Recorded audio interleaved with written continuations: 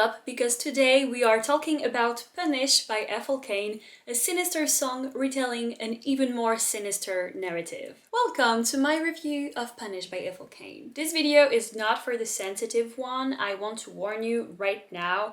I am going to talk about sexual assault, murder, and pedophilia. So if these topics are too much for you, as they would rightfully be, I am advising you to switch to another video. Ethel Cain is no stranger to unsettling narratives of tragic events and phenomenons. In her new project, Perverts, coming out on January 8th, it seems like she is taking it a step further and is set on exploring the darkest parts of the human psyche. Hello everyone and welcome back to my channel. I am your host Leo. I post music reactions and deep dives on albums, artists, or the music industry. I focus on women in rock, metal, and alternative music genres, so if this is your thing, subscribe and activate the bell. In this video, I will not be playing the song Punish because I don't want to get copyrighted, but I am going to give my full review of it. If you've heard the song, please tell me your thoughts. Did you like it? Did you hate it? Did it get disturbing for you? And if you don't know the song, you can either pause this video and go listen to it, or you can actually check out this review because I'm going to talk about the narrative that Ethel Cain is talking about in Punish, and then you can listen to the song with this added context. Punish is 6 minutes and 48 seconds long, which is nice because it gives the song the time to convey the emotions and feelings it is retelling through the sonorities and the instruments, because there are not that many lyrics actually in the song. I personally love long songs, so let me know if this is your thing or not. But it's actually really cool because Ethel Cain plays her songs, and especially the longer ones, as sort of short films or movie scenes, which I find highly entertaining, so I was really happy with Punish. If you just start the song, something is going to strike you right away. It is this sound of lamentation, or a kind of moan, that is playing through the back of the song. And the first time I heard the song, this made me extremely uneasy. I have something with songs that happens to me is when you have, like in the audio, a breathing sound or a type of breathing sound. So I guess this moan did it for me, but I don't know why it disrupts the rhythm of my breathing, and often I find myself like I stop breathing, or like, I don't know, it disrupts the way I breathe, which sends my body in a kind of panic mode because of course I'm not breathing enough,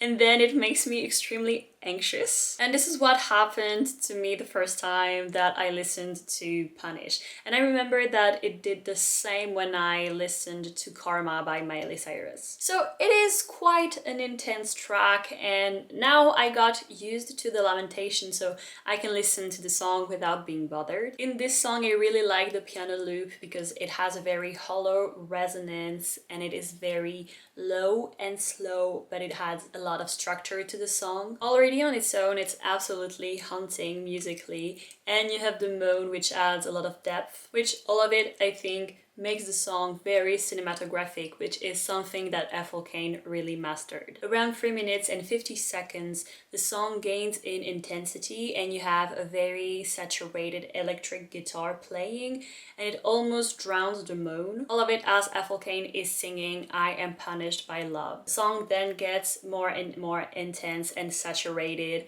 until it gets calm again and we go back to the soft piano loop. Okay, now on to the lyrics and the story of the song. So Ethel Cain explained the meaning of the song on Tumblr, I believe, but if you don't have this background she gave us, there is one sentence in the song that is going to tell you all you need to know about the story that is unfolding in the song. At some point in the lyric, she says, "He was a natural Plauché, saying you won't forget this." If you let your curiosity win and you looked up what Plauché is, like me, you found the following news item. We are back in 1983 and 1984 in Baton Rouge in the US state of Louisiana. Leon Gary Plauché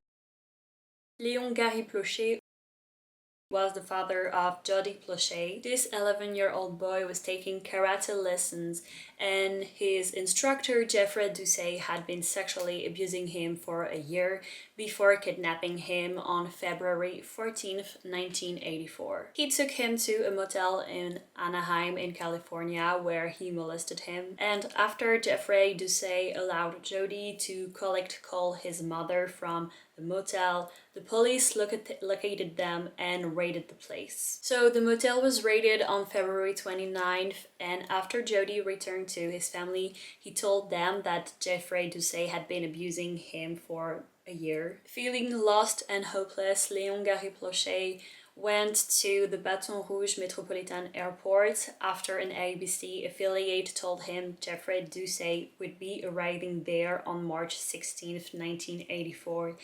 And while he was there, he shot Doucet's head at point blank before being tackled by the police, who ended up recognizing him and asking why he did that.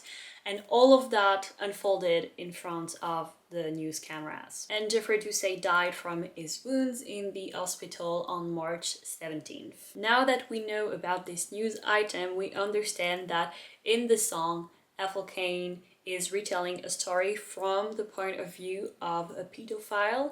Actually, in her song, the pedophile molested a young girl and he got shot by the father of this young girl. And actually, in the song, he is nursing his wound to keep suffering. As an external spectator of the story of Léon Gary Plauché, even 40 years later, I feel like we are drawn by a kind of morbid curiosity. Especially here, I feel like there is a sense of disturbed fascination and disgust at the acts of Jeffrey Doucet. We are wondering, how can someone do this? And I feel like we have a sense of curiosity of like, what is it in him that created this disgusting and hurtful desire? I feel like it makes us compare ourselves to him and wonder, like, could this twisted thing be in us too?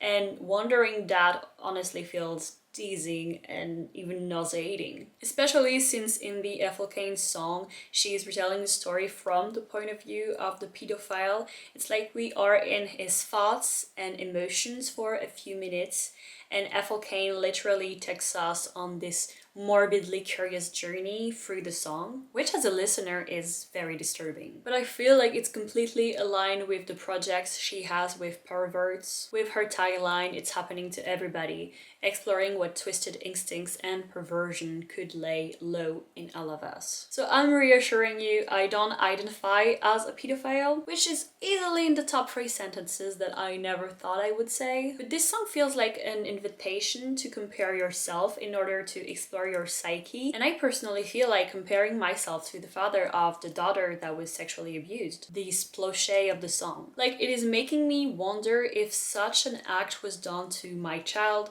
would I actually want to make justice myself? Would I kill their abuser like Plauché did? Would it be from a place of despair, of rage? What would it mean for me or globally to avenge my child? Would I actually not be able to do this? Would I feel like a coward for not doing so? And really, I'm wondering, to what lengths would I go in such an extreme situation if I was to live it? Especially since, as this song is reminding me, the person that I have in front of me is not a monster.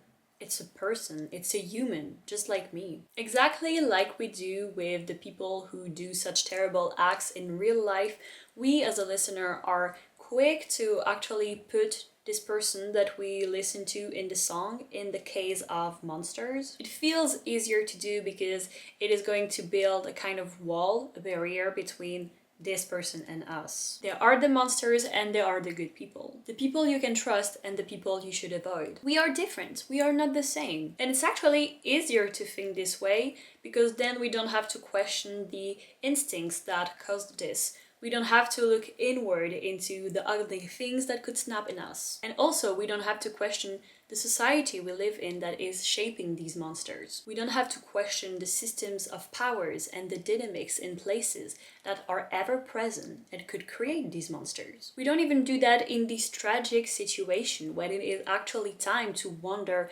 what are the hard things we have to do in order to make sure such things can't happen again. We don't do it because it's easier, and we don't want to see that we are actually part and even maybe enabling this system that is creating these so-called monsters and actually protecting them sometimes. Personally, my first instinct here would be to say, yes, if such a thing was done to someone I love so much, I would want to take revenge for them.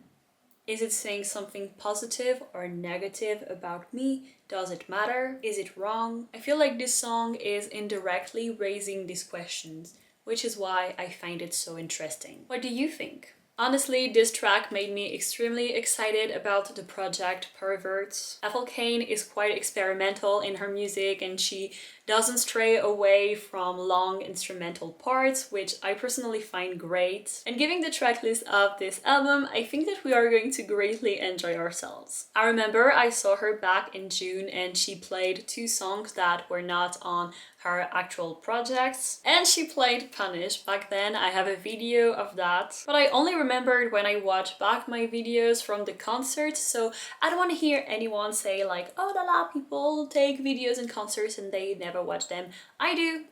I watch my concert videos and I love them. And I'm so happy that I have such an early video of Punish. So yeah, the songs from the new track list are super long. I am so excited. The song that I am most excited for is House of Psychotic Women. I've seen a lot of people talk about it, so I don't know if the song has ever been like released or heard before. I've never heard it personally, so I cannot wait for it. I really love Ethel Cain's takes on womanhood, so I cannot wait to hear this one. And I am also really excited about Etienne, because given what the project is about and the fact that Punish is referencing an actual story that happened in the news, I am guessing that Etienne could also be about a famous pervert.